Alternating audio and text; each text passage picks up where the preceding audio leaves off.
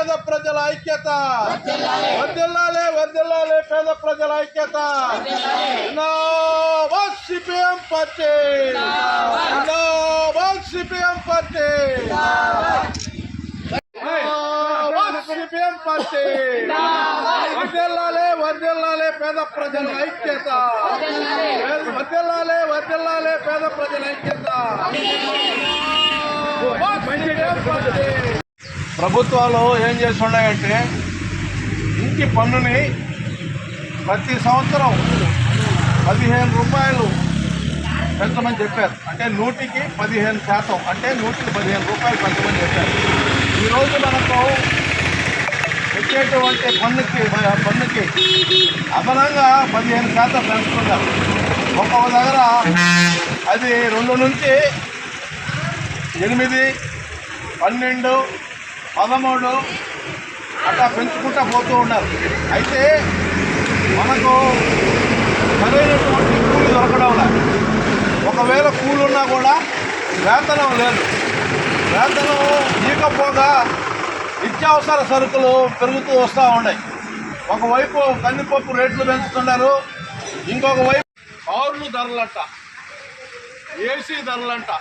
మొన్న బడ్జెట్లో పెట్టారు. కార్లు ధరలు, ఏసీ ధరలు పెంచడం అనేది జరుగుతుంది. ఈడ మనకు ఎంతమంది కార్లు ఉన్నాయో మనందరికీ తెలుసు. అలాగే ఎన్ని ఇళ్లకి ఏసీ ఉందో మనకు తెలుసు. ఇప్పుడే ఒక అమ్మాయి ఇక్కడ తన బాధను వెళ్ళగక్కింది. అన్నా, కరెంటు ఛార్జీలు పెరిగిపోతున్నాయి, కరెంటు బిల్లులు కట్టలేక అల్లాడుతున్నాము, దాన్ని కూడా మనం మాట్లాడడం మంచిదే అంటున్నాం. రండి, ప్రజలు ఐక్యంగా ఉన్నంతకాలం భారత కమ్యూనిస్ట్ పార్టీ మార్క్సిస్ట్ ఎర్ర జెండా నీడలో చేయలేనటువంటి పని ఏది లేదని చెప్పి మీకు నేను మనవి చేస్తూ ఉన్నా. మీరు ఈ మధ్యకాలంలో గమనిస్తూ ఉన్నారు, ఇక్కడ అధికారంలోకి వచ్చినటువంటి కౌన్సిలర్లు అయితేనేమి, లేక మున్సిపల్ చైర్మన్ అయితేనేమి, మన వార్డులకి వరదీసింది ఏమి లేదు. కనీసం బలహీన వర్గాలైనటువంటి ఇక్కడ ఉన్నటువంటి మాజీ కౌన్సిలర్ అయినా కానీ, లేక మాజీ వైస్ చైర్మన్ కానీ, చైర్మన్ కానీ, మాజీ చైర్మన్ కానీ మన వార్డులకి తలెత్తి చూసినటువంటి పరిస్థితి లేదు. అయితే భారత కమ్యూనిస్ట్ పార్టీ మార్క్సిస్ట్ కార్యకర్తలుగా మేము మీ ఇళ్ల చుట్టూ తిరుగుతూ మీ యొక్క సమస్యల్ని అడిగి మరీ తెలుసుకొని పరిష్కరించినటువంటి దాఖలాలు ఈ 19, 18 వార్డులలో ఉన్నాయి. వీటన్నిటినీ గమనించి మన యొక్క సమస్యల్ని, మన మీద పడుతున్నటువంటి భారాలను మనమే తగ్గించుకోవాలి తప్ప ఈ రాజకీయ పార్టీలు, ఈ ప్రభుత్వాలు తగ్గించేటువంటి పొజిషన్ లేదని చెప్పి మీకు మనవి చేస్తున్నారు.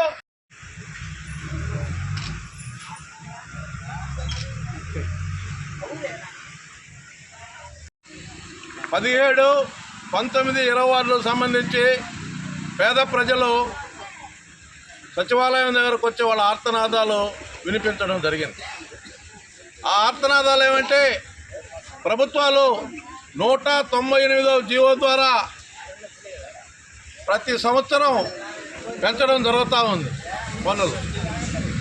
మేము అడుగుతున్నాం, అయ్యా, మేము ప్రభుత్వానికి పన్నులు కట్టడానికి వ్యతిరేకం కాదు, ఖచ్చితంగా మేము పన్నులు కట్టడానికి సిద్ధం. అయితే మాకు 365 రోజుల్లో కనీసం 150 రోజులన్న పనిని చూపించమని చెప్పి పేదల తరఫున అడుగుతున్నాం. అలాగే మీరు చూపించేటువంటి కూలికి సరైన వేతనం ఇవ్వమని చెప్పి మేము అడుగుతున్నాం. అలాగే మీరు పెంచినటువంటి పప్పు రేటు, ఉప్పు రేటు, నిత్యావసర సరుకు రేట్లని మీరు తగ్గించండి, మేము కట్టడానికి సిద్ధంగా ఉన్నామని చెప్తున్నాం. మీరు ఒకవైపు నిత్యావసర సరుకుల ధరలను పెంచుతున్నారు, ఇంకొక వైపు చాలీచాలన వేతనాలు ఇస్తున్నారు.